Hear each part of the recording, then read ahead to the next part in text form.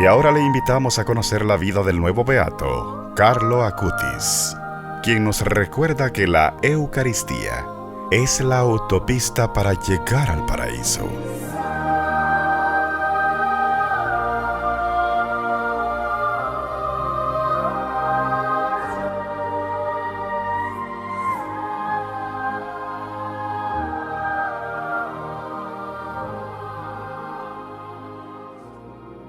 Nuestra meta debe ser el infinito, no lo finito.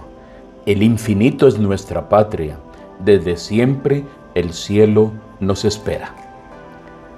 En esta ocasión vamos a dar paso a escuchar parte del testimonio de la madre de Carlo Acutis, que, como evidentemente nos podemos imaginar, tiene mucho que contarnos sobre la extraordinaria personalidad de este gran regalo de Dios, Carlo Acutis. Nos dice, entre otras cosas, la mamá: Carlo recibió gracias especiales. Yo, dice ella muy humildemente, yo particularmente no era devota, pero Carlo, desde que era un niño pequeño, siempre quiso ir a las iglesias. Siempre quiso entrar y visitar a Jesús sacramentado para saludarlo. Era muy bueno, muy educado, un niño muy generoso. Yo raramente tenía que decirle: no hagas esto o aquello. Él siempre fue muy obediente. Yo le di siempre la libertad de vivir su fe y algunas buenas reglas morales. Pero mi esposo y yo, continúa diciendo, realmente no necesitábamos darle mucho. Al explicar su atracción por documentar los milagros eucarísticos, la mamá, Antonia, revela que Carlo había recibido seguramente ciertas experiencias místicas que lo llevaron a la Sagrada Eucaristía, incluso a una edad muy temprana. Sí, afirma ella, creo que él recibió gracias especiales.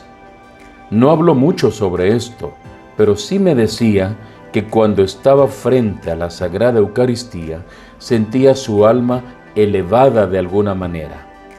Dijo que tenía la sensación muy a menudo que era como estar frente a una fuente que llevaba su alma a grandes alturas.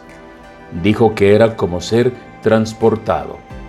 Cristo en la Eucaristía lo capturó. En una ocasión, también cuenta la mamá, Carlo tuvo una visión de su abuelo, quien le pidió que rezara por él porque estaba en el purgatorio. A partir de ahí, Carlo comenzó a orar siempre por las almas del purgatorio. Siempre, siempre, siempre rezaba por estas almas y buscaba indulgencias por ellas. Él siempre decía: debemos rezar por las pobres almas del purgatorio, no debemos olvidarlas, y ellas nos ayudarán mucho. Antonia comenta que su hijo, aunque extraordinariamente obediente y maduro para su edad, era un joven que luchaba con sus propios defectos, como usted y como yo. Y dice la mamá: no tienes que mirar a Carlo como alguien perfecto. Era un niño muy conectado a la tierra, era un hijo de su tiempo, jugaba PlayStation y también entendió, entre otras cosas, que la computadora o los videojuegos podían reclamar una especie de tiranía sobre su propia alma. Él sabía que podía volverse adicto y esclavo a todo esto. Sabía que se podía perder tanto tiempo. Y Carlo siempre tuvo la sensación de que él no podía perder el tiempo. ¿Sabría él que iba a morir tan joven? No lo sabemos. Sabemos que quería aprovechar bien su tiempo y por eso se impuso a sí mismo una norma de vida.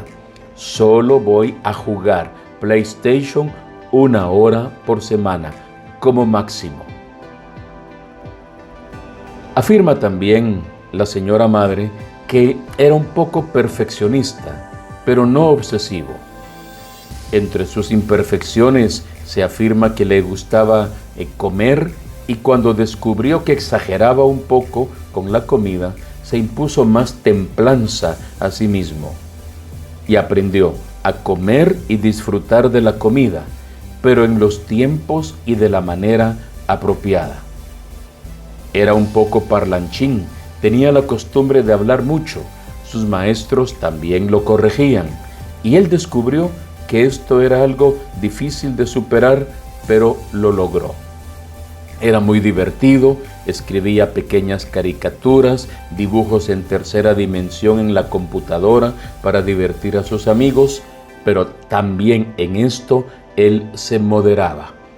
Notamos cómo él va moldeando su carácter, él va poco a poco entendiendo que debe ser él mismo la mejor versión de sí mismo, y que como todos nacemos originales, y muchos mueren como fotocopias, él quiere ser la mejor versión de sí mismo. Era un niño normal, dice la mamá, en muchos sentidos. Y si bien es cierto, no era perfecto, tenía una voluntad muy fuerte y mejoró de muchas maneras. Entre sus virtudes, se sabe que veía el Internet como una forma de poder llegar a las personas. Y siempre trataba de ayudar a las personas, a sus amigos, con sus luchas, con la vivencia de la pureza, la castidad, luchar contra las drogas. Era un líder cuando hablaba, porque cuando lo hacía estaba lleno de Dios. Él siempre diría que trató de vivir en la presencia de Dios. Tenía una forma especial de acercarse a las personas.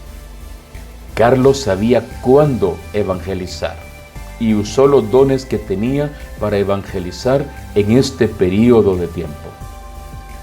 Cuando iban de viaje para fotografiar los diferentes milagros eucarísticos para el sitio web que él crearía posteriormente, sabía que los jóvenes iban a querer ver posteriormente el trabajo que él hacía.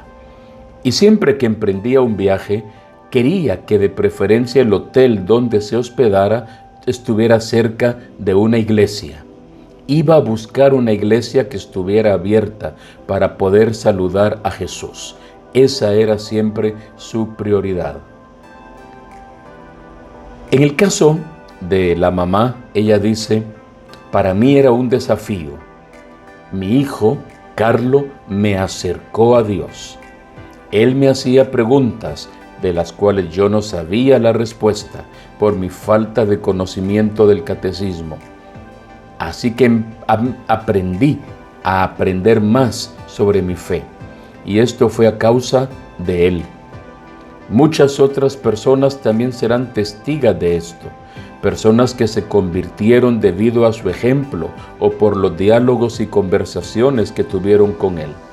Realmente vivió lo que predicó, fue un testigo.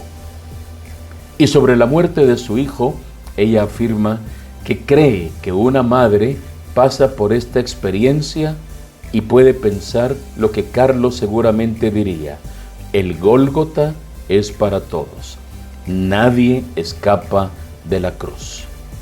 Hablando de la Eucaristía, comenta la mamá algunas frases que le compartía a Carlo. Carlo decía: se hacen filas kilométricas para asistir a un concierto o a un partido de fútbol, pero en cambio delante del sagrario no hay filas, está vacío.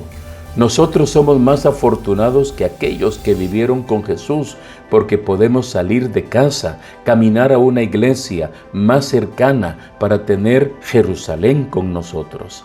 Ahí está Jesús.